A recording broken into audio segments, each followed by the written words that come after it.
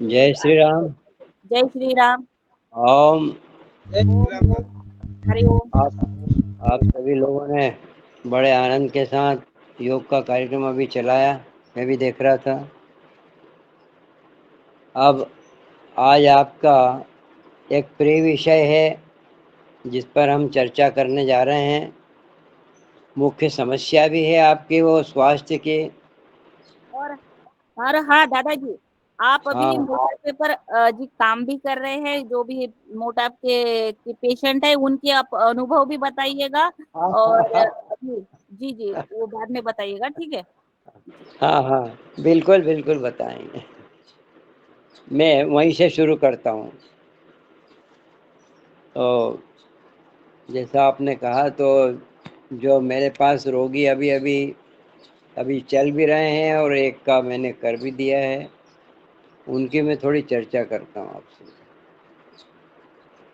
मोटापा व्यक्ति को बड़ा असहाय बना देता है। जो भी वो जीवन में करना चाहता है कर नहीं पाता है, तो मन में बड़ी कुंठा रहती है, निराशा रहती है, उदासी रहती है। लोगों को फुर्तीला देख करके और उनके मन में भी होता है कि मैं भी काश ऐसा ही होता। मोटापे के कारण बहुत सारी असमर्थताएं भी शारीरिक तो होती हैं, मानसिक भी होती है, और इसके परिणाम स्वरूप उनका और वजन बढ़ता जाता है। क्यों? कि उनका हृदय कमजोर हो जाता है, परिसंचरण तंत्र, रक्त का परिभ्रमण शरीर में कम हो जाता है, तो बीपी बढ़ता है। श्वास लेने में तकलीफ होती है उनको, क्योंकि श्वास के लिए फेफड़े का फूलना जरूरी है और फेफड़े को फूलने के लिए स्थान चाहिए। लेकिन शरीर में कंजेस्टेड बॉडी ऐसी रहती है कि फेफड़े भी ज़्यादा फूल नहीं पाते हैं, तो श्वास भी धीमे धीमे चलती है उनकी। उत्सर्जन तंत्र भी उनका, गुर्दे वगैरह भी काम नहीं करते हैं, क्योंकि कितना मल बाहर फेंके तो गुर्दे थक जाते हैं। तो उधर भी उनको उत्सर्जन तंत्र भी कमज़ोर पड़ जाता है, पाचन क्रिया उनकी कमज़ोर हो जाती है, हार्मोनल व्यवस्था बिगड़ जाती है, डायबिटीज हो जाता है, ब्लड प्रेशर हो जाता है, हृदय रोग और आर्थराइटिस भी इसी का परिणाम है। तो मैं, हमारे एक अभी अभी पेशेंट थे, वो उनका वजन था 123 किलो। आपने भी बहुत लोगों को देखा होगा। यद्यपि उनके ऊंचाई पर्याप्त 6 फीट के थे, वो हैं अभी भी। तो उस मान से 123 किलो वजन उनका कोई बड़ी चीज़ नहीं, क्योंकि उनने मुझे बताया कि मेरे परिवार में मेरा लड़का है, वो मोटा तो नहीं है लेकिन उसका भी 100 किलो वजन है। तो ये उनके परिवार की साधारण स्थिति है ये, कि वहाँ सभी लोग वजनदार हैं, चाहे वो पतले हैं, ज़्यादा मोटे नहीं हैं, फिर भी। तो अब ये महाशय, क्योंकि उम्र ज़्यादा थी और 123 किलो वजन, उम्र 72 के 73 के आसपास, तो इनका चलना फिरना, उठना बैठना, सभी कुछ मुश्किल ये तो दिखाई दे रहा था। लेकिन श्वास लेने में तकलीफ वो उनको ही पता चलती थी। हृदय की गति बढ़ी हुई रहती थी, क्योंकि ज़्यादा से ज़्यादा पंप करना पड़ता था हृदय को, रक्त को पूरे शरीर में, इतनी लंबी चौड़ी चर्बी में रक्त पहुंचाना, हृदय भी परेशान। तो इससे मोटापे से आयु कम होती है, क्योंकि सारे हमारे तंत्र परेशान रहते हैं, वो कितने दिन तक काम करेंगे। इसलिए मोटे व्यक्तियों की आयु बहुत कम होती चली जाती है। इसलिए कहते हैं जिसकी कमर का घेरा जितना ज़्यादा उतनी उसकी आयु कम। तो आप ये समझ लीजिए कि अपने कमर के घेरे को कम करना। अब ये जो होता है क्यों है मोटापा, इसका सब कारण तो जानते हैं आप। अति आहार, अधिक मात्रा में खाना। और समस्या केवल यही नहीं है कि आप अति आहार कर रहे हैं, बल्कि आहार गलत कर रहे हैं। चयन करते हैं आप आहार का, वो भी गलत है। अधिक मात्रा में आप वसा, फैट्स, इनका प्रयोग करते हैं, मसालों का प्रयोग ज़्यादा करते हैं, मीठे का प्रयोग ज़्यादा करते हैं, परिष्कृत आहार का ज़्यादा प्रयोग करते हैं, और यही सब कारण है कि आपके वजन में वृद्धि हो जाती है। यदि आप इनके स्थान पे अंकुरित अनाज लें, फल लें, सब्जियां लें, सलाद, कच्ची सब्जियां ज़्यादा लें, उनके रस लें, तो आपके शरीर के भार को संतुलन में हो रख सकते हैं और आपको सर्वोत्तम स्वास्थ्य भी इससे प्राप्त हो सकता है। अब हम देखते हैं जनरली कि मोटापा प्रायः 2 प्रकार के लोगों में होता है। हमने उनके 2 भागों में बांटा। एक भाग में वो व्यक्ति आते हैं जो स्वभावतः प्रतिस्पर्धी होते हैं, एक दूसरे से आगे जाने की इच्छा। यदि वो व्यापारी हैं तो दूसरे व्यापारी को डाउन करना और उससे आगे निकल जाना। यदि वो कर्मचारी हैं तो प्रमोशन जल्दी लेना, उसको पीछे छोड़ देना। एथलीट हैं, बच्चे जो पढ़ते हैं वो प्रतिस्पर्धी कंपटीशन के दिन रात प्रयत्न करते हैं। तो एक तो ये प्रतिस्पर्धा की जो भावना होती है हमारे कुछ लोगों में होती है, ये चाहे वो परीक्षा उनको देना है या नहीं, वो व्यापार में करेंगे। वकील हैं, क्लर्क हैं, डॉक्टर हैं, तो हमारा धंधा उससे ज़्यादा चलना चाहिए। तो ये प्रतिस्पर्धा की भावना। एक व्यक्ति दूसरे होते हैं वो क्रोधी स्वभाव के होते हैं। क्रोधी स्वभाव के लोग भी ज़्यादा भोजन करते हैं।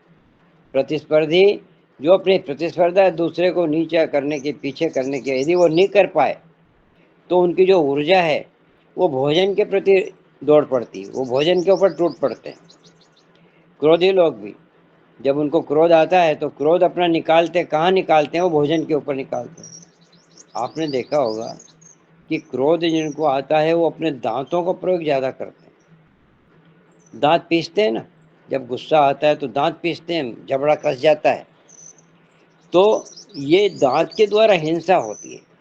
वो हिंसा किस पे करना चाहते हैं, अब और कहीं नहीं कर पाए तो भोजन पे टूट पड़ते हैं, हमला करते हैं भोजन पे। भोजन करना नहीं, भोजन को परास्त करना।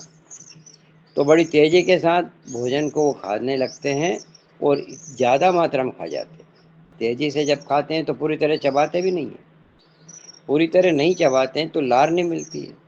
लार नहीं मिलती तो पेट में वो अनपचा पड़ा रहता है। तो भोजन के प्रति अपनी छिपी हुई मानसिक ऊर्जा को मुक्त करने के लिए उस भोजन पर टूट पड़ते हैं और अपनी इच्छाओं को, महत्वाकांक्षाओं को भोजन के द्वारा पूर्ति करते हैं। जो करना चाहिए था कंपटीशन में पूर्ति, मां नहीं कर पाए, वो छिपी ऊर्जा उनकी भोजन के प्रति। जैसे किसी को गुस्सा आ रहा है और सामने वाला व्यक्ति भारी है, वो गुस्सा तो व्यक्त नहीं कर पाया। अब बच्चा छोटा सा मिल जाएगा सामने तो उसी को चांटा मार दें, कोई कसूर नहीं उसका। क्या किया, वो ऊर्जा का दिशांतरण हो गया। तो प्रतिस्पर्धी, क्रोधी और लोभी लोगों की जो प्रतिस्पर्धा है और इनके प्रति जो छिपी हुई भावना रहती है वो भोजन के प्रति वो व्यक्त कर देते हैं। ये एक प्रकार के हो गए। अब दूसरे समूह में बताया हम कि एक प्रकार के और भी लोग होते हैं और उनमें ज़्यादातर गृहिणियाँ होती है। ये इनका ठीक विपरीत, ये बहुत ज़्यादा गुस्से, लोभी, क्रोधी, प्रतिस्पर्धी होते हैं। लेकिन इधर क्या हाल है कि ये उबाऊ है, ये काम ही नहीं करना चाहती, बैठे ठाले निठल्ली बैठी है और चूंकि नीरसता आती है, कोई रस नहीं आ रहा जीवन में, तो बैठे बैठे खाती रहती है। वो खाने में अपनी नीरसता को ठीक मिटाती है, क्योंकि वो इस शौक को इधर पूरी कर लेती है कि उदासी मिटाना है, समय पास करना है, तो बैठे बैठे क्या होना, बैठे बैठे खाओ। तो ये तमोगुणी व्यक्ति, वो पहले वाले रजोगुणी थे, वो तीव्रता थी उनमें, और इनमें उदासीपन, इनमें ठंडापन है। इनमें गृहिणियाँ ज़्यादा आती है जो दिन भर कुछ नहीं करती, घर में बैठी रहती है, बैठे बैठे सुस्ती, आलस्य। और जब इनको ज़्यादा आलस्य आता है तो भोजन पे नज़र पड़ती है तो उसको बैठे बैठे खाना। अब इनका भी वजन बढ़ता जाता है और बेडौल भी हो जाता है। जब बेडौल शरीर हो जाता है तो एक उदासी के भाव आता है। दूसरे को स्मार्ट देखते हैं, बड़ा चंचल देखते हैं, तो लगता है कि हम कैसे हैं, फिर कुरूपता भी आती है। इससे जब मोटापा बढ़ता है तो आपके चेहरा भारी हो जाता है, जगह जगह मांस पीठ की तरफ, हाथों की तरफ, पेट की तरफ, कमर की तरफ, तो सारा सौंदर्य समाप्त हो जाता है। तो उसके कारण और उदासी आ जाती है।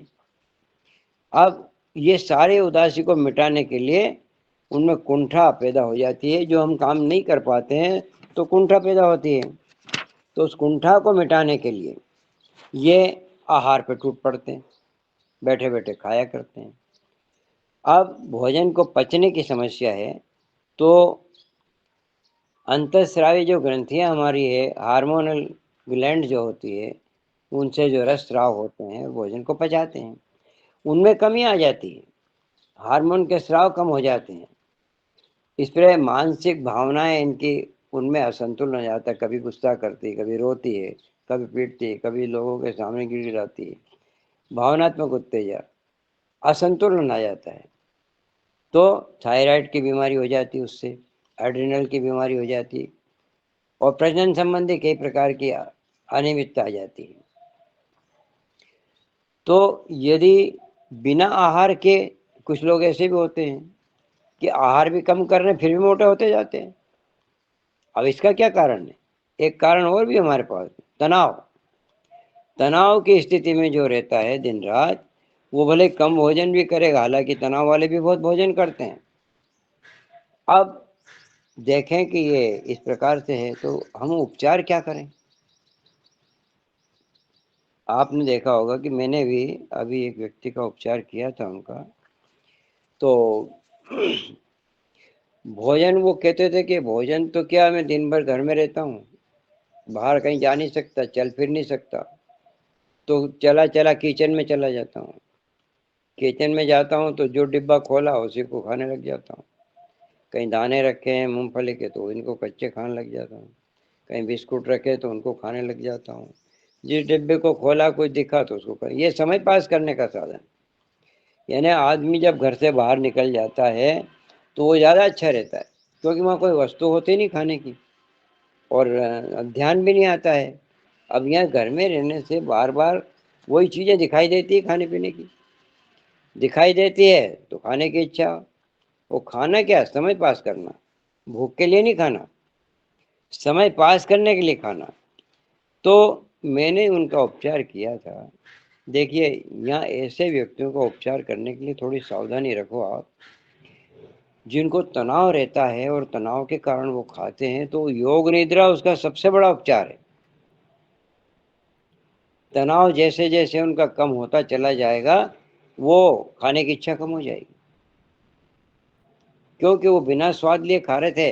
अब उनका तनाव कम हो गया है तो धीरे धीरे खा रहे हैं और स्वाद लेके खा रहे हैं।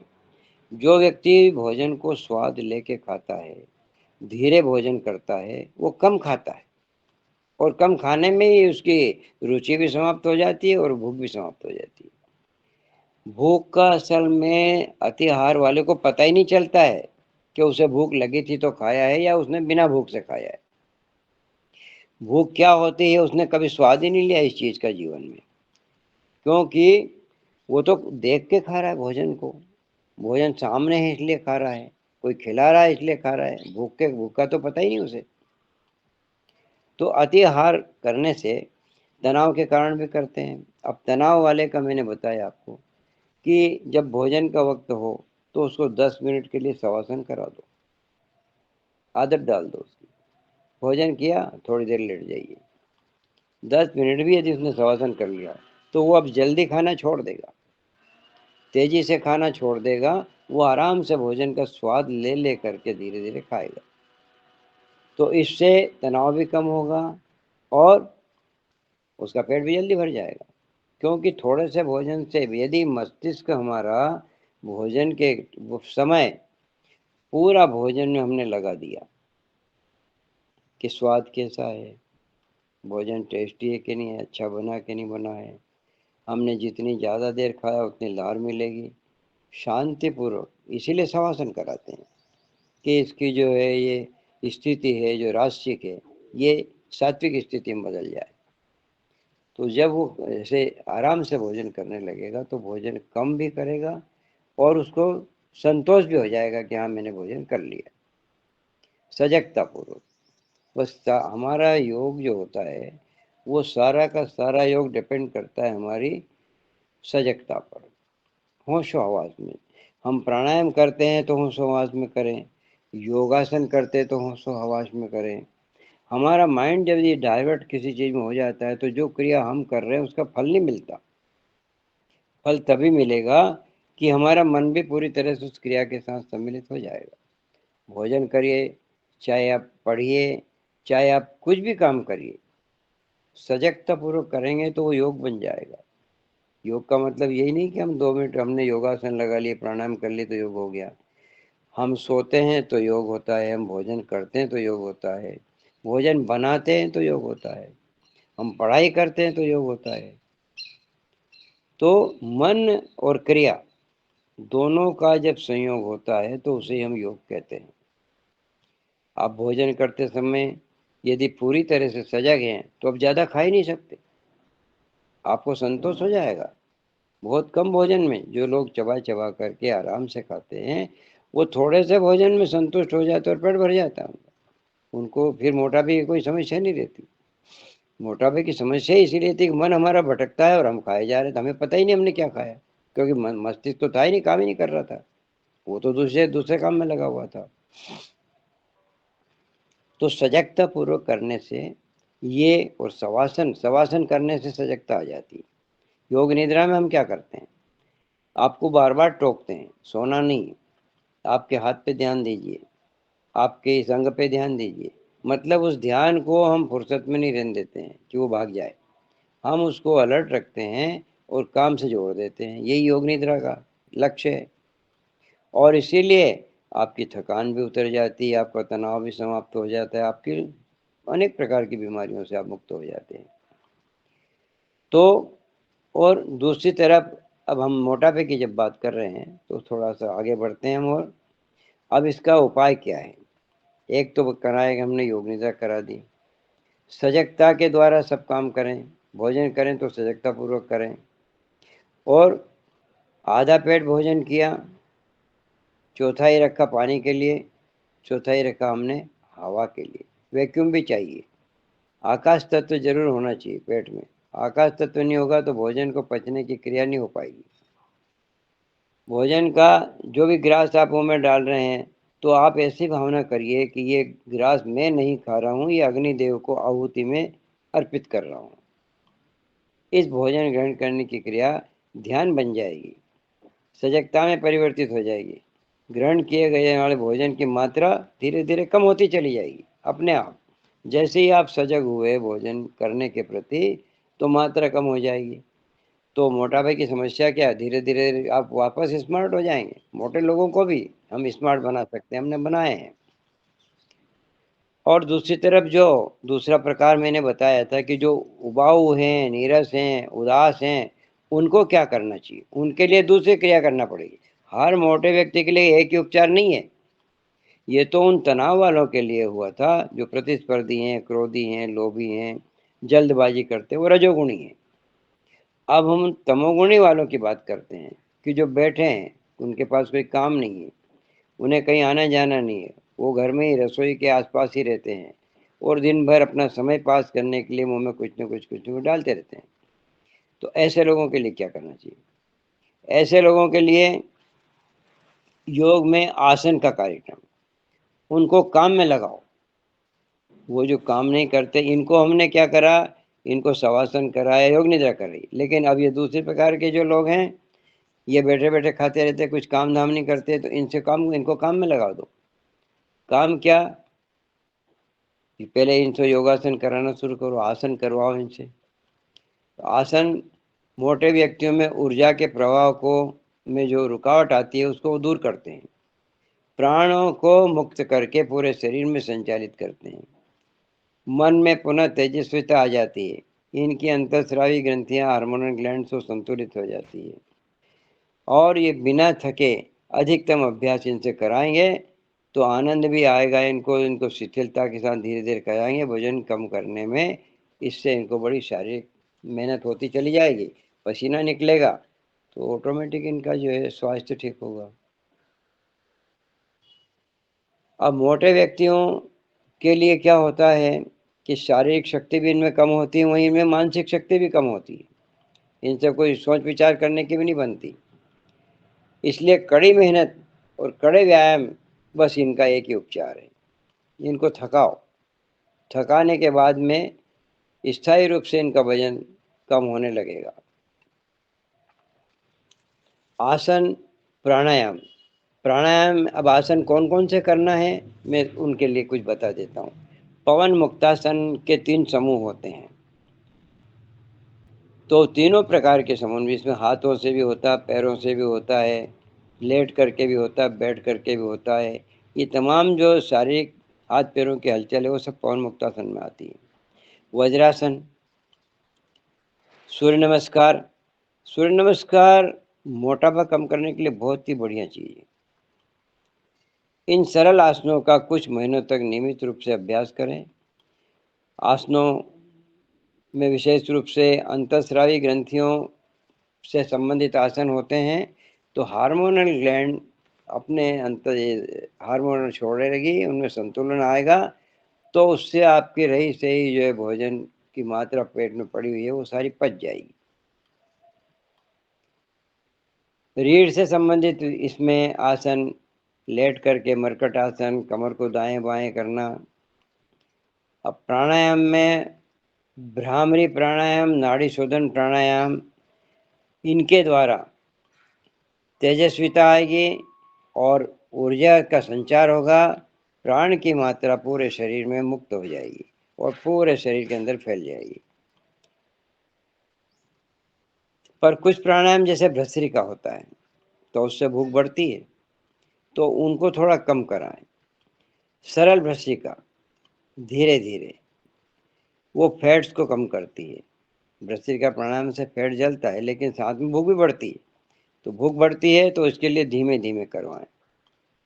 षटकर्म में नेति कराएं, कुंजल क्रिया कराएं, और ये पूर्ण संघ प्रक्षालन का भी अभ्यास किया जाए इसमें। तो ये आपको योग के द्वारा ही सारे काम हो जाएंगे, मोटापा कम हो जाएगा। और आप मोटापे के साथ साथ दूसरे जो डिफ़िकल्टी आती है शरीर में हमारे, डायबिटीज़ है, ब्लड प्रेशर है, हृदय रोग है, आर्थराइटिस है, इनमें भी सुधार होता चला जाएगा। एक इसके लिए बताया था हमने कि योग निद्रा कराएं, तो शिथिलीकरण में योग निद्रा का अभ्यास है, आपका शवासन है, छोटी मात्रा में करें, कम मात्रा में करें। इस प्रकार से योग के बाद में आहार पर हम आते हैं। मोटे व्यक्तियों को कभी उपवास नहीं कराना, उपवास कराने का कभी सुझाव देना भी नहीं उनको। इन लोगों के लिए उपवास के सुनिश्चित कार्यक्रम को अपनाना बहुत कठिन हो जाता है, क्योंकि हमेशा खाते आए हैं, तो उपवास का नाम लोगे तो कभी आपकी बात नहीं मानेंगे। फिर क्या करना, इनको भोजन में परिवर्तन कर दो। जो भी आप खा रहे हैं उसको बदल दो। आप अपक्व आहार खाएं, अंकुरित अन्न खाएं, फल खाएं, जो भोजन बना हुआ है उसको कम करते चले जाएं, तो ये मान भी जाएंगे और ये इनसे हो भी पाएगा। जैसे आप 2 टाइम भोजन करते हैं तो 1 टाइम कर दीजिए उसको, पौष्टिक भोजन करते हैं तो सादा भोजन पे आ जाइए।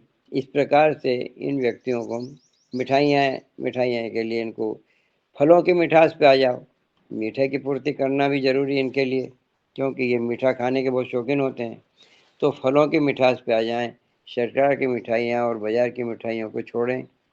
फैट्स खाने के बजाय हम जो कुछ हमारे पास बीज होते हैं जिनमें तेल होता है, बादाम, अखरोट, मूंगफली के दाने, तिल, ये अपने वसा की पूर्ति इस प्रकार से कर लें। वर्तमान में समाज में भूख, शारीरिक आवश्यकता के अनुसार खाने के महत्व की शिक्षा देना भी बहुत ज़रूरी है। तो इनको ऐसे लेख हैं, भाषण हैं, ये इनको सुनाए जाएं, कैसे भोजन करना चाहिए, अच्छा भोजन क्या होता है, मोटापा कैसे बढ़ता है, इनके लिए इनको उद्बोधन भी देना आवश्यक हो जाता है। तो कुल मिला के मोटे व्यक्तियों को इस समाज में अच्छी प्रकार से जिए और इनके कुंठा नहीं रहे किसी प्रकार के इनको, इसलिए योग इनका एक उचित उपचार है और योग के द्वारा हम इनको कर सकते हैं। अभी मेरे पास में रंजना बहन जी ने किया था कि आपके जो 2 पेशेंट हैं, तो एक दूसरा पेशेंट और है मेरे पास जो अभी चल रहा है।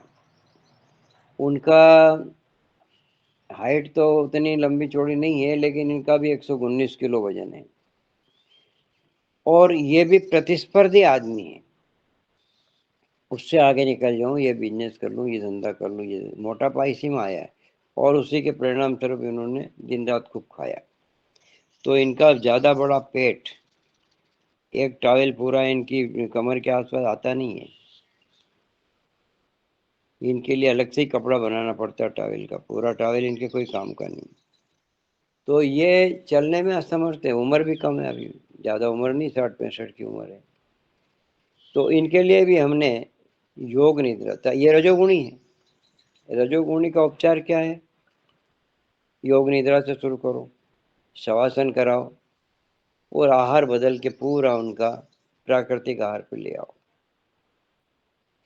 और सबसे ज़्यादा बड़ा उपाय तो इनका यही है कि इनको योग निद्रा शवासन खूब कराओ कि इनकी चंचलता, इनकी रजोगुण, उसको धीरे धीरे धीरे सतोगुण में ले आओ, तब जा कर के ये ठीक होते हैं। अब ये विषय आज का इस प्रकार से पूरा हो रहा है। अब आप क्वेश्चन के माध्यम से और कुछ पूछना चाहें तो बताने में सहूलियत रहेगी। ओम।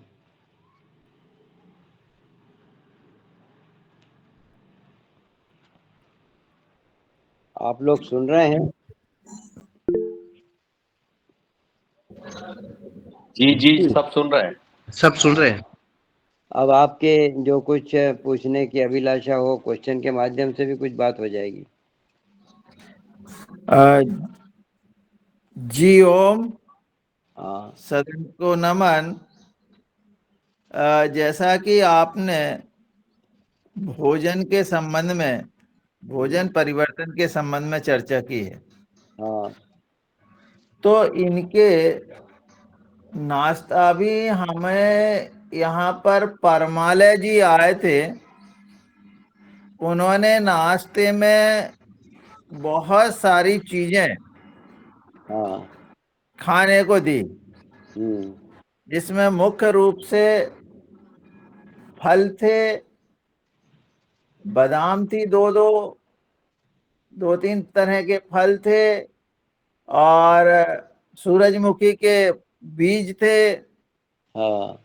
गुड़ का पानी था और मतलब विभिन्न तरह के, उसमें मौसम्बी और सेव का भी समावेश किया गया था। जी। और ये नाश्ता दिया गया था और वो जो है एक क्रिया करवाते थे कि आप जो है अपनी एड़ी के बल कूदिए हाँ। और उसके माध्यम से भी लोगों का बहुत वजन कम हुआ है। हाँ। और हाँ। 14 मिनट वो एक डांस कराते थे। हाँ। तो इसमें आपका क्या विचार है जियो?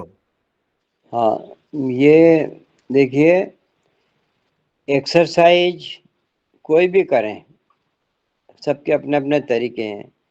सूर्य नमस्कार हमारे योग में जो एक बहुत बड़ी चीज़ है, जिससे प्राण शक्ति भी मिलती है हमको, और भोजन पचाने के लिए वो बहुत ही आवश्यक है, प्राण शक्ति। सूर्य से हम ऊर्जा लेते हैं और वो पूरी तरह वैज्ञानिक है।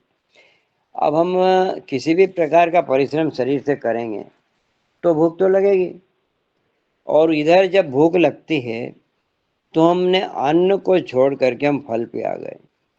तो फल जो है बहुत सुपाच्य आहार है, बहुत ही कम कैलोरी उसमें बनती है और पेट भी भर जाता है। तो बहुत अच्छी चीज़ है, आहार कम करो और परिश्रम ज़्यादा करो, यही इसका सार है। और नाश्ता, नाश्ता उसका हम नाम कुछ भी लें, लेकिन वो गया तो पेट में, तो उसको आहार ही बोलेंगे हम। चाहे आप उसको नाश्ते के रूप में खाएं, चाहे भोजन के रूप में खाएं, जाएगा तो पेट में, पाचन शक्ति को अपना काम करना पड़ेगा। तो ये बहुत अच्छी चीज़ है कि पका हुआ अन्न, हमेशा मैं कहता हूँ कि पके हुए अन्न से दूर हो जाओ और बिना पका हुआ अपक्व आहार, ये हमारी प्राकृतिक चिकित्सा का मुख्य अंग है। अपक्व आहार यदि आपने लिया तो आपको बीमारी किसी भी प्रकार की नहीं रह सकती, न होगी कभी, और जो है तो वो चली जाएगी। वही जो उन्होंने किया है वही बात है ये। जी ओम। जी, अगर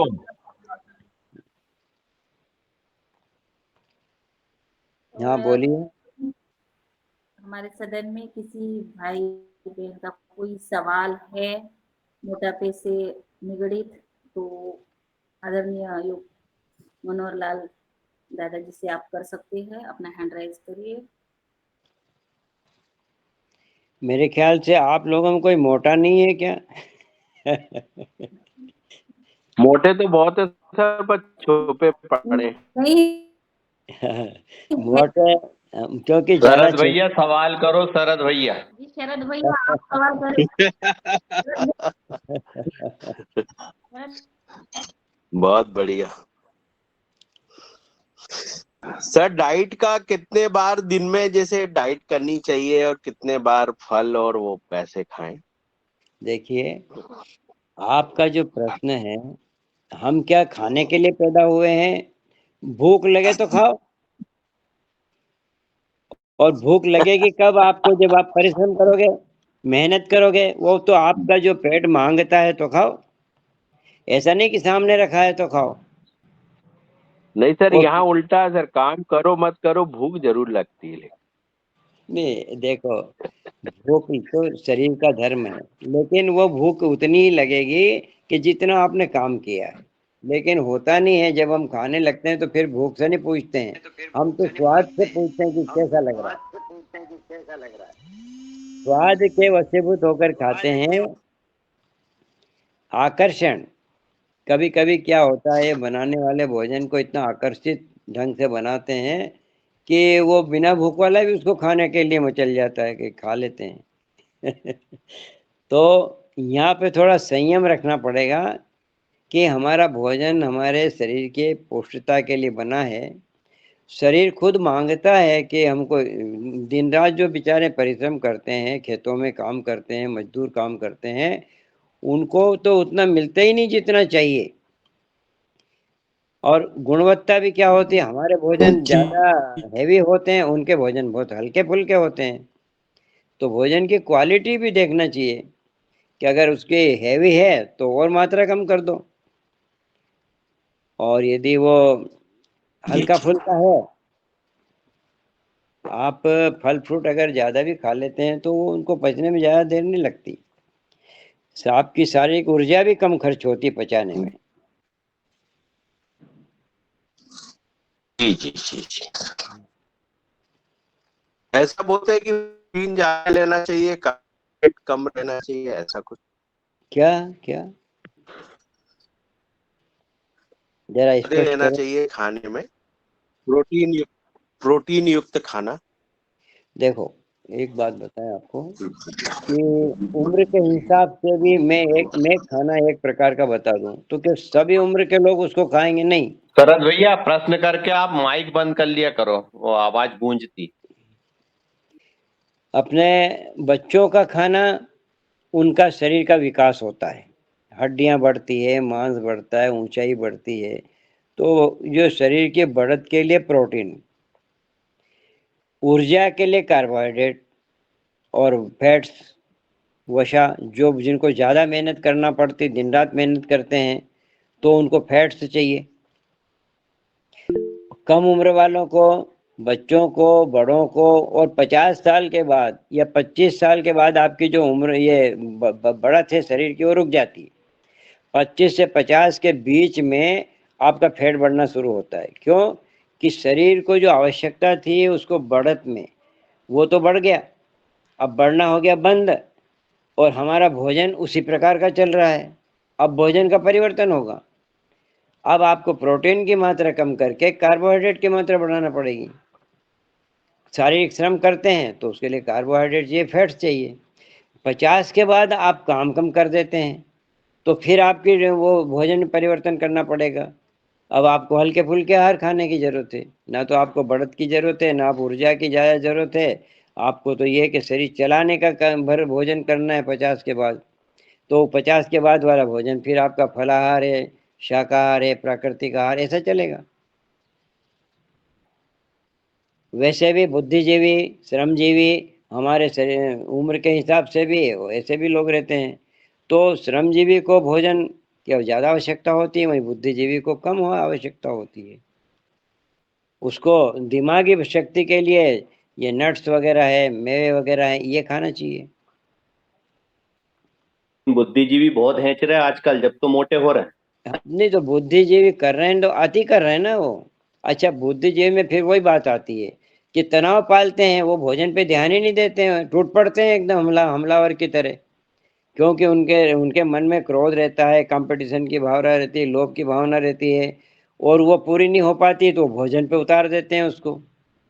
गुस्सा, हिंसा। ये राज है, ये राज है। हाँ समझ गए हम, भोजन ही पे गुस्सा उतारते होंगे ये लोग। ठीक हाँ ठीक। हाँ हाँ सही कह रहे हैं। तो भोजन करना एक अलग बात है। अब भोजन क्या है? आहार है। आहार यानी आहुति। हम यज्ञ की आहुति बड़े गुस्से में डालते हैं क्या? बड़े प्रेम से, आनंद के साथ समर्पित करते हैं भगवान को। ये जो आहार है हम को कल मुंह में डालते हैं, ये आहार नहीं, आहुति दे रहे हैं। क्योंकि हमारे पेट में अग्नि देवता बैठे हैं। अग्नि देवता को शांत करने के लिए हम आहुति देते हैं। हम भोजन नहीं कर रहे हैं, हम तो आहुति दे रहे हैं। इस भावना से आप उसको भोजन को ग्रहण कीजिए। मैं खा रहा हूँ, खा जाऊंगा इसको, ये तो राक्षसी प्रवृत्ति होती है।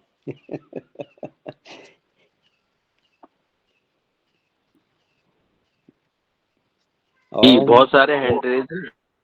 जी जी जी दिनेश जी जी शरद भैया धन्यवाद। और मैं आगे आदरणीय डॉक्टर किशोर दुबे सर से निवेदन करती हूँ, अपना प्रश्न करें।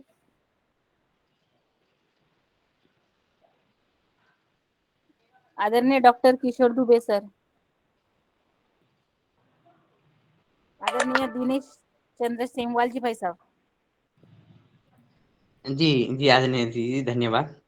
बहुत ही अच्छा सत्र चल रहा है, और नाश्ते का समय हो और मैं भी उस पे टूट पड़ता हूँ। तो मुझे कुछ हंसी भी आती है। जी। आप और आप जब जी जैसे जी जी मैं बोल रहा हूँ, जैसे आपका भोजन का समय हो तो आप एक अंदाज करिए कि क्या मैं जल्दबाजी में हूँ, क्या मेरे मन में क्रोध है, या मेरे मन में कोई हड़बड़ी है। तो आप 10 मिनट के लिए भोजन करने के पहले शवासन कर लीजिए, और फिर आप शवासन से उठ करके आप भोजन के पास जाइए, तो आप टूट नहीं पड़ेंगे उस पर। आप उसको आराम से लेंगे, ग्रहण करेंगे आप। आपने हमारे जी हमारी भारतीय संस्कृति में हम भोजन के पहले भजन करते हैं, भगवान की पूजा करते हैं। भगवान के पास में हम आधा घंटा, 1 घंटा, जैसे भी समय हो हम बैठते हैं। इसका मतलब हुआ है कि हमारी ऊर्जा को हम शांत कर लेते हैं। भजन में, भगवान के पास बैठने में, पूजन करने में हमारे मन के क्रोध है, विपरीत भावनाएं, हड़बड़ी है, सारी शांत हो जाती है। और भोजन उसके बाद तत्काल भोजन का समय होता है। तो ये हमारा एक तरह से शवासन ही हो गया। ये हमारी संस्कृति में पहले से ही है कि हम भगवान के पूजन पाठ करें और उसके बाद में हम भोजन के लिए जाएं, तो बड़े शांत भाव से जाएंगे आप। आपने देखा भी होगा, अनुभव भी किया होगा इस बात को। लेकिन यदि आप बात करते करते, किसी से लड़ते झगड़ते, टीवी देखते हुए अगर करेंगे, तो किसी प्रकार शांत नहीं हो सकते आप। और टीवी देखने वाला क्या खा रहा है, कितना खा रहा है, उसे पता ही नहीं। क्योंकि उसका मस्तिष्क तो भोजन के प्रति संलग्न हुआ ही नहीं। मस्तिष्क को तो स्वाद ही नहीं मिला कि वो जो खाया था उसका स्वाद कैसा था। वो सारी भावनाएं तो आपकी टीवी की उस चैनल में चली गई थी। क्या कहानी चल रही है, वहाँ गाना चल रहा है, या मोबाइल पे आप किसी से बात कर रहे हैं और उत्तेजित हो गए हैं आप, तो उत्तेजित अवस्था में आप इधर ज़्यादा खाने लग गए। जितनी जल्दी बोलेंगे आप उधर, उतनी जल्दी जल्दी आप खाना भी खा रहे हैं। तो ये जी भी जी कुछ हाँ हाँ, बहुत ही सुंदर, ऐसे ही मैं प्रयास करूंगा। और एक बात और भी कहनी थी, हालांकि वो विषय से भी संबंधित है और विषय से भी थोड़ा इतर भी है।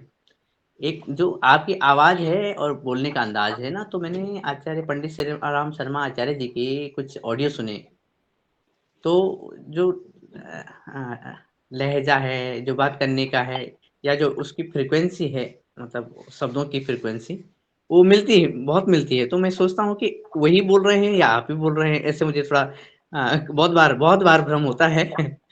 और तब मुझे याद भी आता है कि उन्होंने जो अपने जो तपस्या के दौरान अपना भोजन पे जो नियंत्रण किया था, गाय जब जौ खाती थी तो कहते हैं उन्होंने फिर जो गोबर से कुछ दाने इकट्ठा करते थे, फिर उनको फिर पीसते थे, फिर भोजन करते थे। तो ये वाली हमें किस तरह की ऊर्जा दे सकती है, जो गौ माता के भोजन से बचे हुए जो जो अवशेष है? ये तो तपस्या है कि गाय के पेट में से बाहर फिर निकल गया पोंटे में से वो भोजन जो है, जो हमें नहीं पच सकता था, वो अब पच जाएगा। ये बहुत सारे बीज होते हैं ऐसे, जैसे चिड़िया बीज खाती है और फिर वो जब वीट करती है, उसमें से फिर जो बीज निकलता है वो उग जाता है। तो उनके पेट में कुछ इस प्रकार की क्रियाएं होती जिससे वो सुपाच्य हो जाता है। वो फिर हमको परेशान नहीं कर दें, यूँ कोरा अगर हम खाएंगे तो नहीं पचेगा। ये श्री राम शर्मा जी के अपने अनुभव हैं, ये मेरा अनुभव तो है नहीं, मैं इस पर खाली बात कर सकता हूँ।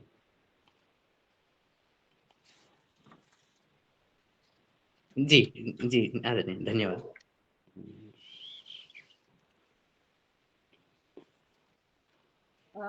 जी आदरणीय दिनेश भैया, बहुत बहुत धन्यवाद। आगे मैं आदरणीय डॉक्टर किशोर दुबे सर, मेरी आवाज आ रही है? आपका हैंड रेज है। दुबे सर तक मेरी आवाज नहीं जा रही है। मैं ही प्रश्न करती हूँ कि हमें अपने शरीर में जैसे आहार, पानी और हम हवा, इसको अगर हम समतोल रखना है तो हमें थोड़ा सा क्या करना पड़ेगा? देखिए, आहार का संतुलन जो है प्रकृति ने पहले ही हमारे साथ बना रखा है। शरीर की रचना में पांचों तत्व हमारे हैं, ये पांचों हमारे आहार हैं। लेकिन हम ज़्यादातर ध्यान देते हैं उसी पर जो ठोस है। लिक्विड ठोस अंदर जब जाएगा तो वो लिक्विड की सहायता से ही जाएगा। आप भोजन बनाते मुंह में, जैसे हमने कोई भी चीज़ ठोस रूप में डाली, जब हम पचाते हैं तो पचते पचते पचते क्या लार बहुत सारी मिल जाएगी, उसमें वो तरल बन जाएगा। अब तरल बन जाएगा तो ही तो पेट में आगे उसमें गति आएगी। ठोस चीज़ अपनी जगह से हिलती नहीं है। जब तरल उसके साथ मिल जाती है, तो देखिए नदी में मिट्टी बहती है तो तरल के साथ मिलकर ही बहती है। तो शरीर में भी है, ये रक्त है, ये तरल के बिना तो रक्त बहता ही है। हार्ट में जाएगा कैसे, नसों में जाएगा कैसे? तो तरल का बहुत ज़्यादा महत्व है, उस ठोस से ज़्यादा महत्व तरल का है। तरल भी हो और वायु का वेग न हो, वायु का वेग न हो, क्योंकि सुगंध है, जैसे अगरबत्ती जल रही है, एक जगह जल रही है लेकिन उसकी खुशबू सब दूर फैल रही, तो माध्यम क्या है? वायु। तो हमारे शरीर में ऊर्जा जब फैलती है तो वायु के माध्यम के बिना नहीं फैलती। और आकाश तत्व की जरूरत, अग्नि तत्व, शरीर में गर्मी, जिसके शरीर में गर्मी नहीं, ठंडा हो गया तो डेड बॉडी कहलाता है। ये गर्मी ही हमारे प्राण शक्ति है और यही हमारे जीवन का आधार है। यही पहचान है जीवित मनुष्य की कि उसमें गर्मी है कि नहीं है। जब शव को अपन क्या करते हैं, ठंडा हो गया तो मर गया, और यदि उसमें गर्मी है तो समझेंगे नहीं नहीं मरा, अभी ये तो जिंदा है। तो पांचों तत्व की आवश्यकता है, और प्रकृति ने जो पदार्थ बनाए हैं उनमें पांचों तत्व हैं। आप जो प्रकृति से फल लाते हैं तो उसमें पांचों तत्व हैं, तो आपको अलग से तत्व नहीं ढूंढना पड़ेगा कि मिट्टी का तत्व है तो हम ये चीज खा लें और जल का ये तो ये खा लें। हाँ, पके हुए भोजन में जरूर ये दिक्कत आती है, उसमें इनकी मात्रा का बैलेंस बिगड़ जाता है, लेकिन जो प्रकृति से शुद्ध प्लांट से आया है वो सारे तत्व अपने साथ लेके आया है। और इसीलिए हम उनका चुनाव करते हैं भोजन के लिए। आप जैसे फल हैं, इस समय मौसम में तरबूज खरबूज आ रहे हैं तो उनमें जल की मात्रा ज्यादा है, क्योंकि ये गर्मी का मौसम है। गर्मी के मौसम में आपको तरल की ज्यादा आवश्यकता है, ठोस की आवश्यकता कम है। तो मौसम के हिसाब से प्रकृति ने भी आपके सामने जो फसल ला के दी है वो उसने उसी हिसाब से ला के दी है। तो ये तो हमको सोचने की आवश्यकता नहीं है कि हमने ठोस कितना खाया, जल कितना पिया, वायु कितनी ली। प्लांट आपके सामने जो पेश करता है, प्रकृति जो आपके सामने पेश करती है वो बराबर संतुलन में करती है। फिर भोजन करने के बाद पानी पीना है, तो थोड़ा थोड़ा करके, ताकि शरीर में उसकी तरलता बनी रहे। हमारी आंतें हैं, जब द्रव रूप में जब भोजन जाता है तो धीरे धीरे उसको चूसती है, तो चूसने में वो ठोस को तो चूसेगी नहीं, तरल को चूसेगी, तो धीरे धीरे भोजन का वो जो आगे बहाव है वो गाढ़ा होता चला जाएगा। उसको फिर से पानी पीते जाएंगे तो फिर तरल हो जाएगा। भोजन करने के बाद आपको हर आधे घंटे में थोड़ा थोड़ा पानी पीते रहना चाहिए। और ठोस में और द्रव की मात्रा में बचा हुआ भाग जो होता है वायु का होता है, वैक्यूम भी चाहिए। तो ये भी ध्यान रखें आप कि पानी है या अन्न है, इनसे हम पूरे पेट को या पूरे शरीर को ठसाठस नहीं भरें।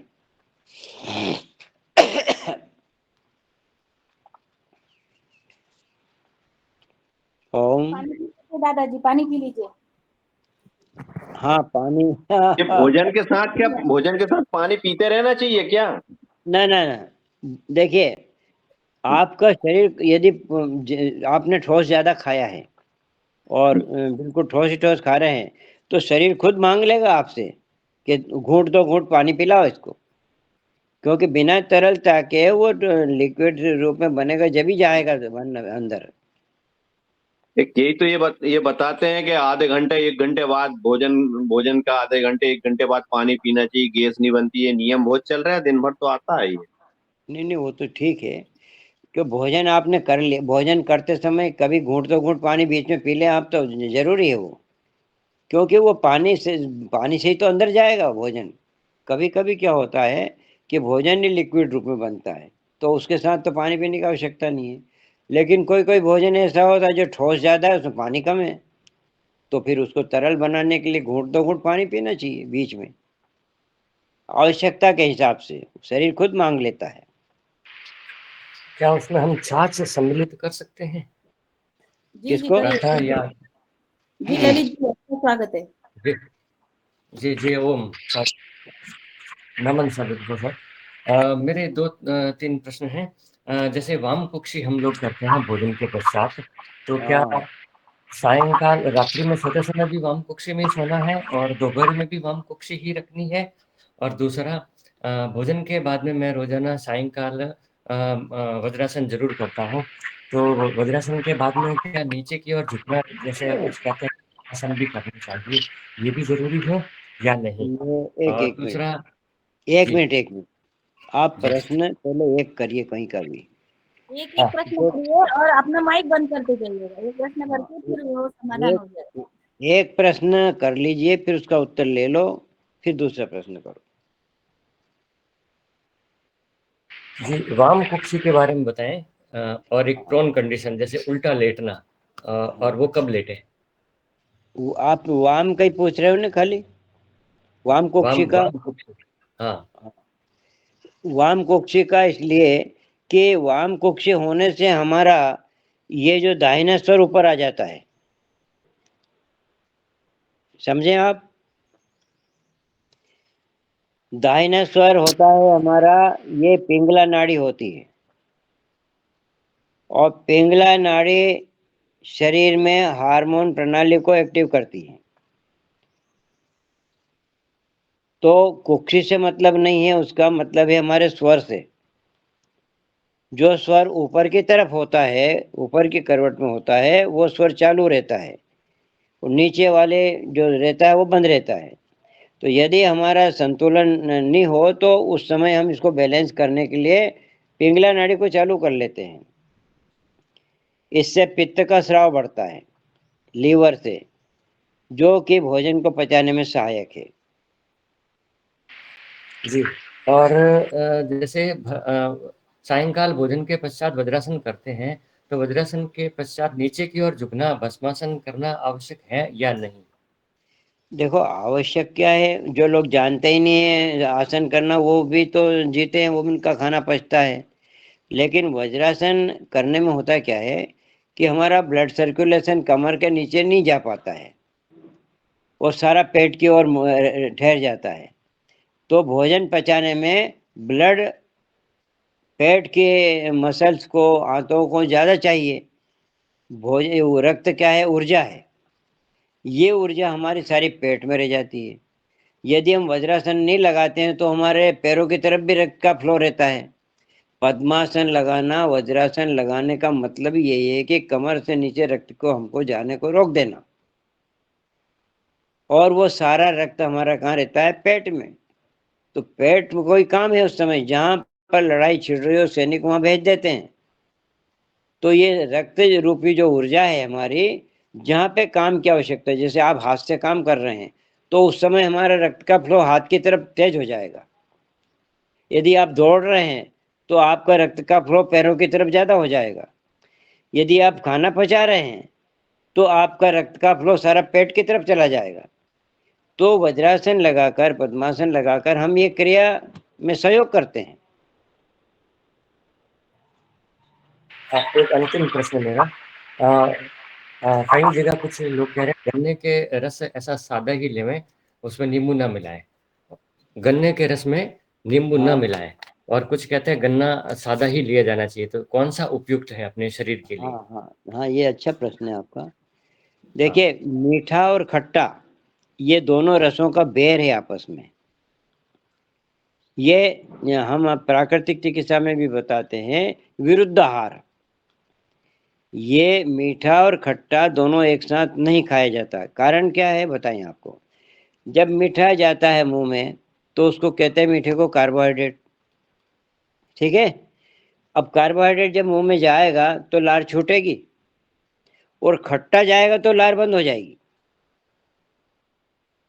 खट्टा जाने से लार का स्राव नहीं होता है, और मीठा जाने से लार का स्राव होता है। लार पचाती है कार्बोहाइड्रेट को। यदि गन्ने का रस मीठा है, शुगर है उसमें, तो कार्बोहाइड्रेट में वो पाचन होगा उसका।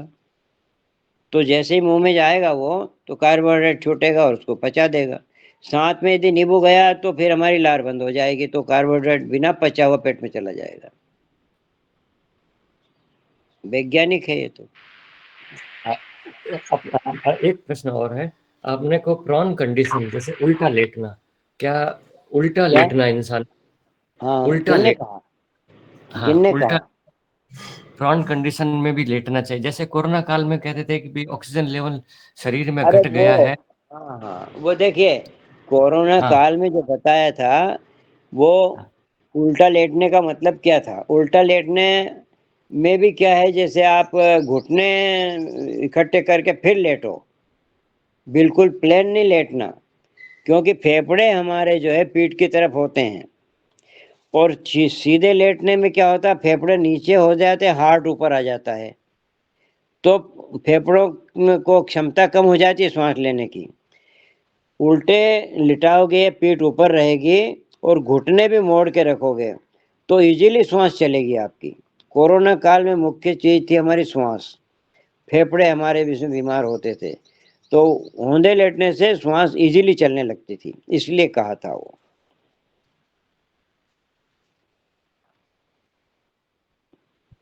जी जी, आदरणीय ललित भैया, आपका बहुत बहुत धन्यवाद। सुंदर आपने प्रश्न किए और आपका समाधान निश्चित हुआ है।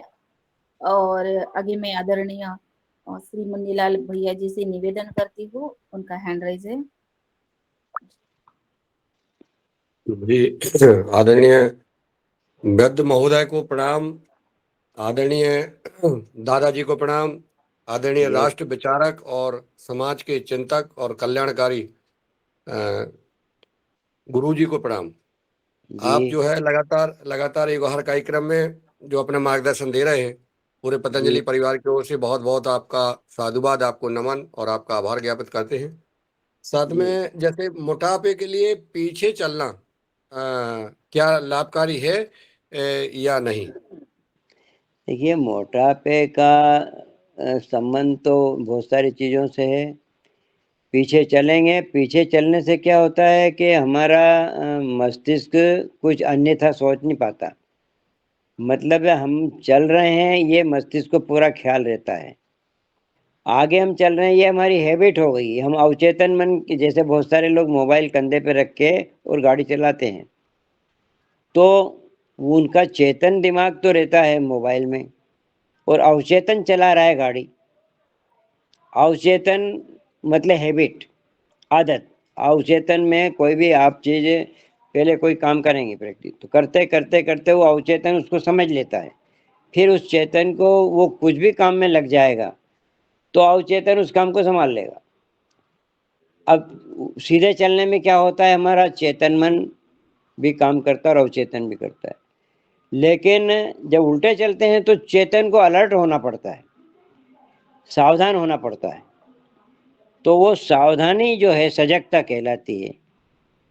तो उसमें फायदा ये होता है हमारा कि हमारी क्रिया के साथ हमारा मस्तिष्क भी शामिल हो जाता है, अलर्टनेस बढ़ती है उससे। अलर्टनेस जब बढ़ती है, सजगता बढ़ती है, तो उसको ही तो योग कहते हैं हम। तो सारे जो योग के फायदे हैं वो उसमें मिल जाते हैं हमको। मोटापा कम हो सकता है, और भी कई रोग दूर होते हैं उससे, पीछे चलने से। उल्टा चलना नहीं, पीछे चलना।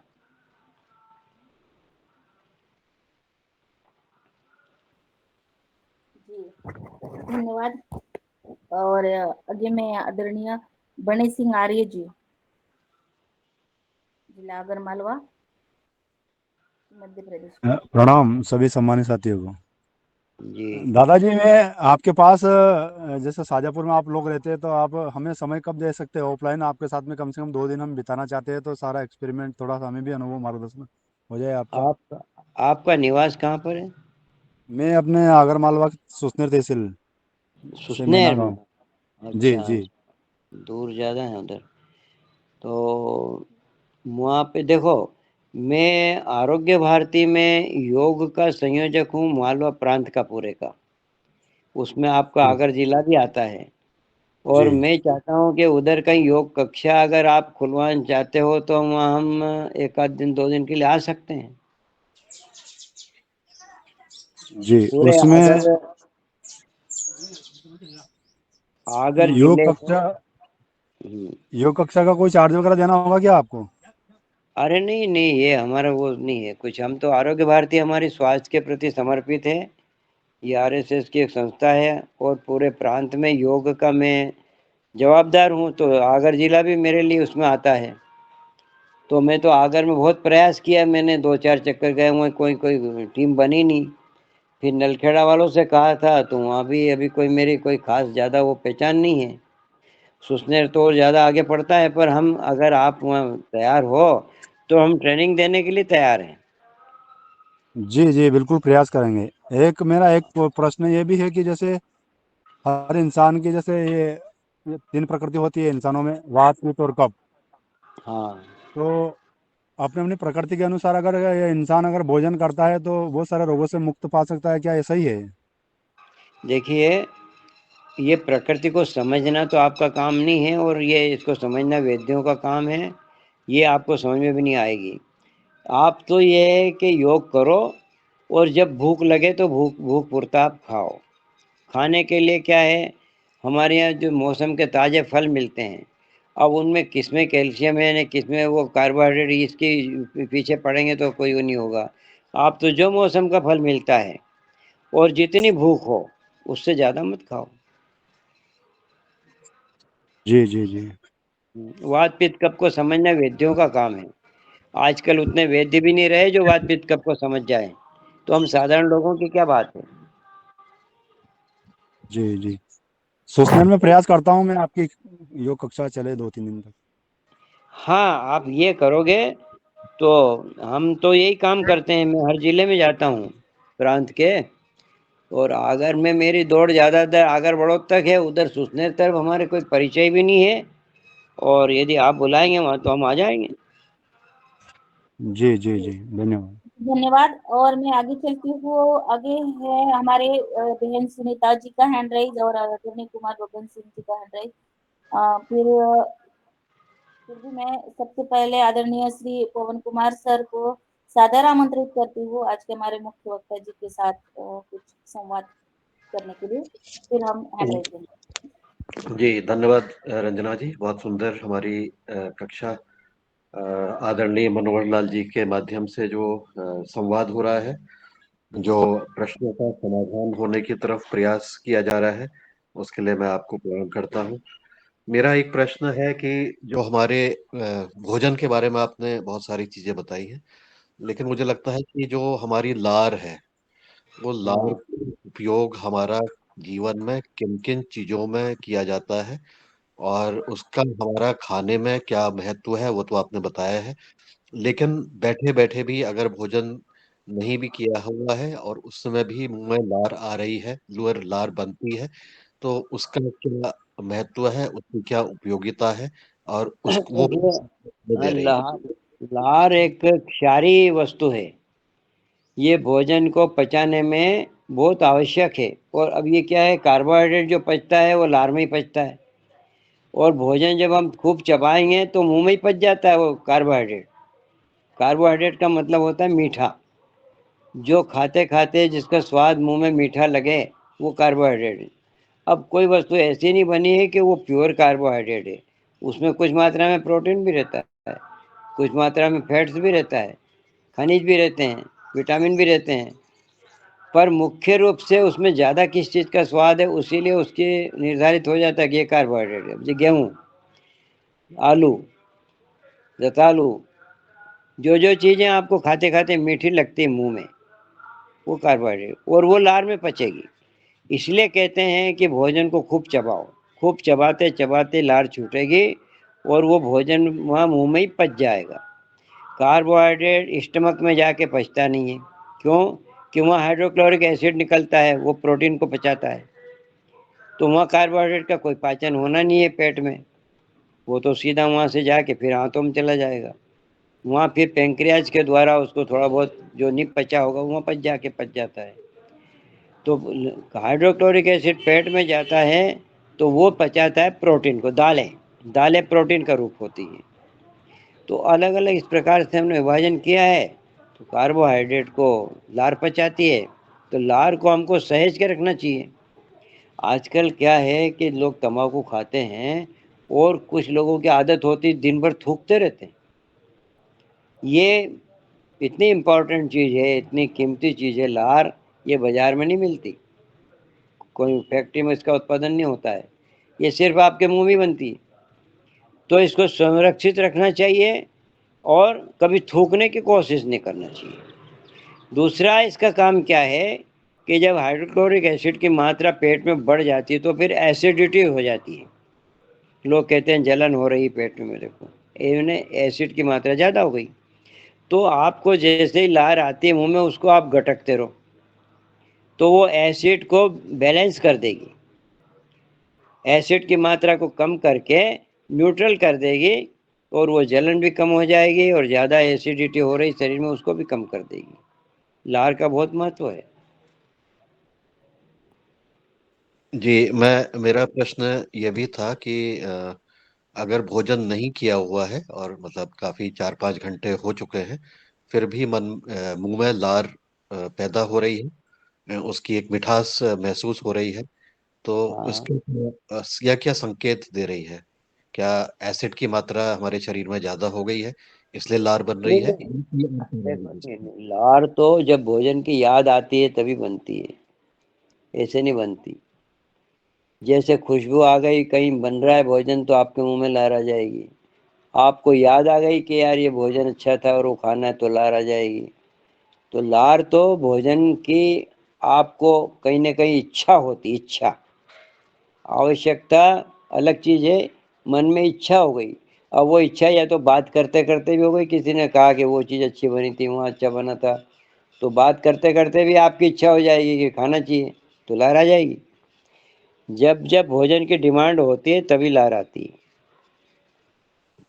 जी धन्यवाद। एक तो प्रश्न का समाधान हो गया है, क्योंकि एक भोजन की याद भी आ रही थी वाकई, तो इसलिए भी मैंने क्वेश्चन मैंने पूछ लिया।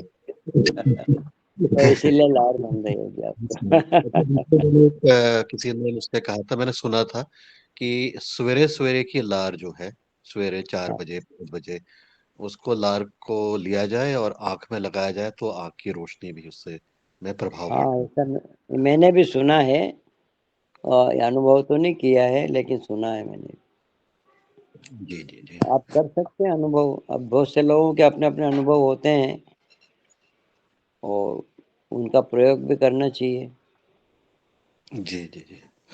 तो बहुत बहुत बहुत बढ़िया। तो ये अब इससे ज्यादा महत्वपूर्ण जो मेरे मन में प्रश्न था वो ये था कि जो हम भोजन कर रहे हैं उस समय हमारे मन में क्या विचार आ रहे हैं, वो भोजन के प्रति हमारे क्या विचार हैं या हमारे बाहरी वातावरण के प्रति क्या विचार हैं, कि वो क्या इतने सकारात्मक होने के साथ साथ क्या हमारे शरीर में जो रहने वाले अन्य जीवाणु हैं, बैक्टीरिया है, फंजाई है, जो पेट में रह रहे हैं, गट गट बैक्टीरिया जिसको कहते हैं, गट बायोम माइक्रोबायोम जिसको कहने लग गए हैं आज की तारीख में, तो उसके प्रति हमारे मन में क्या विचार होने चाहिए और उसके प्रति हमारा क्या चिंतन होना चाहिए। देखो, योग क्या कहता है, जो भी काम आप कर रहे हैं उसमें मन को मिला दो, इसको कहते हैं योग।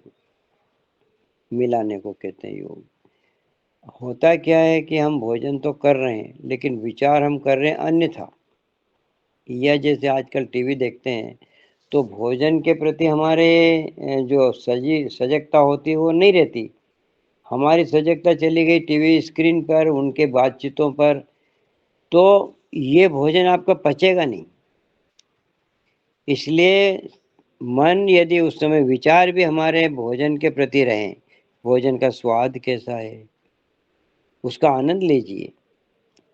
ये मन आपका जब उसमें मिलेगा तो विचार कहाँ रहा है, विचार तो खत्म हो जाएंगे।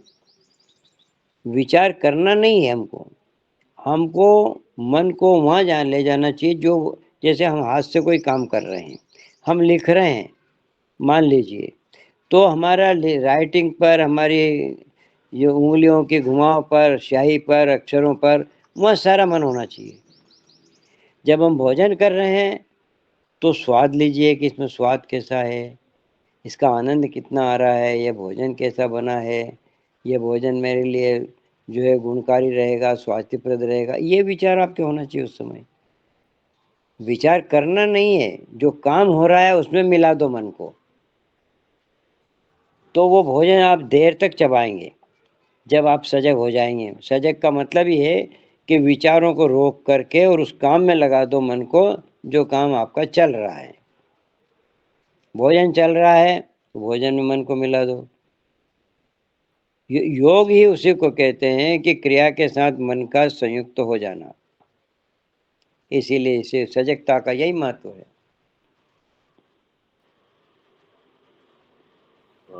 इसका अर्थ ये भी हुआ कि हम अगर 2-4 लोग साथ बैठे हुए हैं तो भोजन करते समय आपस में बातचीत नहीं करें, या ये तो नियम है कि मौन होकर के ही भोजन करना चाहिए। साथ बैठने का मतलब ये नहीं कि हम चर्चा करें, और चर्चा करोगे तो जबान कट जाएगी, क्योंकि जबान तो भोजन को इधर से उधर उधर से पलटने में लगी है, और आप बातचीत करोगे तो दांत के नीचे आ गई जबान तो कट भी जाती है। ये तो अनुभव है मेरा भी। जी जी जी बिल्कुल बिल्कुल जी। तो आजकल जो बड़े बड़े लोगों की मीटिंग होती है वो भोजन पे ही मीटिंग होती है दादाजी। तो अब उनको कैसे कंट्रोल करें। हाँ, जो बड़े बड़े लोगों की सब मीटिंग होती है, भोजन के टाइम पे होती है, टेबल पे बैठते हैं और खाते जाते हैं थोड़ा थोड़ा, और हाँ, अपनी मीटिंग करते जाते हैं, क्योंकि उनको समय ही नहीं मिलता, सिर्फ भोजन के टाइम पे ही समय मिलता है। तो वो फिर उनके बड़ी बड़ी बीमारी भी आती है ना भैया। भैया भैया वो उनकी जबान है कहाँ, बताओ उनकी जबान है कहाँ, जबानदार है ही नहीं वो। भूल जाने क्या क्या बकते रहते हैं, वो भूल जाते हैं, कुछ भी आश्वासन दे देते हैं, वो जबानदार रहते ही नहीं। देखो उनको मोटापा भी रहता है, ये भी आप देख लेना। चलिए अब सुंदर सवाल प्रश्न किए हमारे आदरणीय पवन कुमार सर ने, और निश्चित सबका समाधान हुआ, और सबके मन में द्विधा रहती है कि प्रश्न का उत्तर मिलना चाहिए। और अब मैं आदरणीय डॉक्टर विनोद भट्ट सर जुड़े हैं देहरादून उत्तराखंड से, उनको सादर आमंत्रित करती हूँ, अपना प्रश्न करें आदरणीय।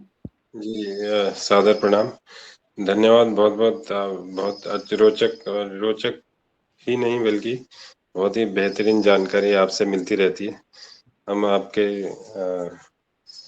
जिस दिन आप आते हैं उस दिन का इंतजार करते रहते हैं। मैं एक प्रश्न था वो कि एसिडिटी का आपने थोड़ा बहुत तो उसका जवाब दे ही दिया, लेकिन थोड़ा सा अगर एसिडिटी के बारे में कैसे कंट्रोल किया जाए, लार से कंट्रोल उसके करो बारे आप। में आप। शीतली प्राणायाम, शीतली प्राणायाम में हम पहले मुंह में लार को लाते हैं और फिर उसको गटक जाते हैं। वो गटक जाते हैं तो आमाशय में पेट में चली जाती है और एसिड को कम कर देगी। ये तो लार से हुआ। दूसरा, आप ये जो चूल्हे का भोजन पका हुआ है इसको कम करके और कच्चा भोजन ज्यादा खाइए, तो एसिड की मात्रा अपने आप कम हो जाएगी। एक चीज जो है, सुबह जब अगर चलते हैं तो वो ऊपर छाती में जलन होती है, तो ये एसिडिटी के कारण ही होगा शायद ना। बिल्कुल बिल्कुल बिल्कुल। जैसे चलते हैं सुबह, अगर तेज चले तो हल्का ऐसा लगता है कि छाती में जलन हो रहा है, तो मैंने देखो हम इसकी वजह से ये कुंजर क्रिया करते हैं हम षटकर्म में, वो आप लगातार कुछ दिनों तक करिए। पानी पी लीजिए कम से कम 4-5 गिलास, थोड़ा सा नमक डाल के, सेंधा नमक, और फिर थोड़ा सा झुक करके मुंह में उंगली डाल करके और पेट खाली कर दीजिए, तो एसिड जितना भी है पेट के अंदर वो बाहर आ जाएगा पानी के साथ। ये उपाय भी है उसका। और शीतली और अगर प्राणायाम। एक चीज और है कि वो कई लोग कहते हैं कि आप जो है 16 घंटे तक खाना मत खाइए, और जैसे लेट ब्रेकफास्ट कीजिए। कई लोग कहते हैं कि वो जल्दी ब्रेकफास्ट कीजिए, तो ये बड़ा कंफ्यूजिंग है। आप देखो जितने लोगों की बात सुनोगे उतने कंफ्यूज हो जाओगे, क्योंकि तो लोगों का एक तरह का दिमाग तो है नहीं, सब जितने लोग हैं उतने दिमाग हैं, और अब वो कहाँ से लाए हैं इस बात को, इसके लिए अब अपना तो उत्तरदायी है नहीं अपन। इसलिए आप ज्यादा लोगों की बात सुनोगे तो चौराहे पे आ जाओगे, फिर चौराहे पे खड़ा व्यक्ति सोचता है किधर जाऊं। तो ये आपको एक रास्ता चुनना है, आप ग्रंथ पढ़िए, साहित्य पढ़िए, लोगों की कम सुने, क्योंकि ग्रंथ प्रामाणिक होते हैं और व्यक्ति की बातों का कोई प्रमाण नहीं होता। पता नहीं उन्होंने मन से कहा है कि कहीं से सुना है कि कहीं से पढ़ के लाए हैं, अब उसके लिए हम उत्तरदायी कैसे हों। इसमें ब्रेकफास्ट का मतलब ये सुबह उसका समय क्या होना चाहिए, बस एक चीज ये। देखो भाई, आप अगर योग करते हैं नियमित, तो जैसे आप योग कक्षा से निवृत्त होकर जाएं, थोड़ी देर आप शवासन में लेटें, और शवासन के बाद में आप उठें, तो प्राकृतिक से जो प्रकृति से मिला है, मौसम का फल है, वो फल आप ले लीजिए। और फल इसलिए लेना है कि आपकी जो भोजन का टाइम है तब तक वो फल पच जाएगा, वो पचने के उपरांत ही आप भोजन करें। दूसरा आहार हमको तभी लेना चाहिए कि जब पहले आहार का पूरा पाचन हो जाए और फल 2 घंटे के भीतर भीतर पच जाता है। तो सुबह से आप जिसको ब्रेकफास्ट बोलते हैं, फलाहार बोलते हैं, अल्पाहार, तो उसके बाद में आप आराम से 12 बजे तक भोजन कर सकते हैं। ब्रेकफास्ट सबके लिए आवश्यक नहीं है।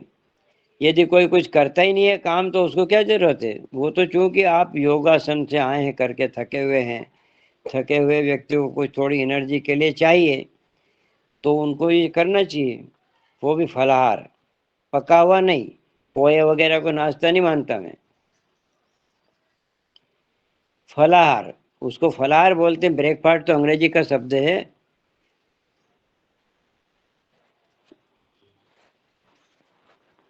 जी धन्यवाद। जी प्रणाम। जी धन्यवाद डॉक्टर भट्ट सर। और मैं आगे, हमारे 2 हैंड राइज है, फिर भी आदरणीय कुमार बबन सिंह जी अपना सवाल करें। 8:13 तो हो चुके हैं। हाँ जी जी, 8:13 हो चुके हैं और 2 हैंड राइज है पहले से ही, आदरणीय कुमार बबन सिंह जी और हमारी बहन सुनीता जी का। तो 2-2 मिनट के लिए उनसे ले लेते हैं, फिर हम समापन करेंगे। जी आदरणीय कुमार बबन सिंह जी। गुरु जी के चरणों में मेरा नमन और वंदन, और जो हार कार्यक्रम में सभी बंधुओं को मेरा ओम प्रणाम। मैं गुरु जी से जानना चाह रहा हूँ कि प्रश्न था कि जैसे लोग आज समस्या कैंसर और हार्ट की बढ़ती जा रही है, इसका परिणाम और जो क्या है, और दूसरा कि स्वामी जी बोलते हैं कि जिनको हार्ट और बीपी है वो शीर्षासन न करें, इसका रीजन क्या है? जिसको बीपी है, ब्लड प्रेशर है, वो शीर्षासन न करें। एक बात है, मैं आपसे निवेदन करूं कि आप एक छोटा सा प्रश्न करो और उसका उत्तर ले लो, फिर दूसरा प्रश्न करो। जी जी, एक प्रश्न करो आप। अच्छा, बीपी में शीर्षासन क्यों नहीं करना चाहिए? बीपी अगर आपको है तो क्या करना चाहिए, ये पूछो मेरे से। जी जी, यही बताया जाए। बीपी है तो हमारे पास इलाज है योग निद्रा, ध्यान, अंतर मौन, अजपा जप, ये हमारे बीपी के लिए है। आहार की बात करूं, ये तो मैंने कर दिया आपको योग की बात। आहार में आप फलाहार, फल का आहार करिए, कच्चा आहार करिए, और कुछ दिनों तक आप ये पके हुए भोजन में बिना तला गला ये भोजन करिए। बीपी पे अपन ने पिछली बार ली थी क्लास, आपको ध्यान हो तो उसमें क्या क्या बताया था मैंने, उसमें आपने सुना होगा।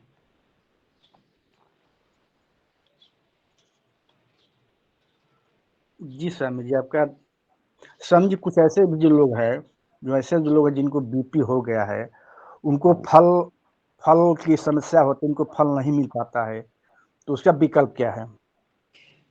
अंकुरित भोजन करें। जी जी, पेट, देखिए बीपी है तो पेट को हल्का रखना पड़ेगा आपको, भारी भोजन से बचना पड़ेगा। लगातार पका हुआ भोजन के बजाय आप कुछ फलों का कच्चा भोजन है, अंकुरित अन्न है, और अगर मान लो पका हुआ ही खाना है तो दलिया खाएं, उसमें घी वगैरह का, तेल वगैरह का प्रयोग नहीं करें, मसालों का प्रयोग नहीं करें।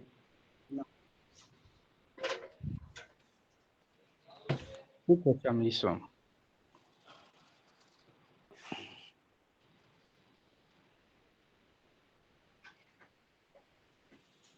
ओम।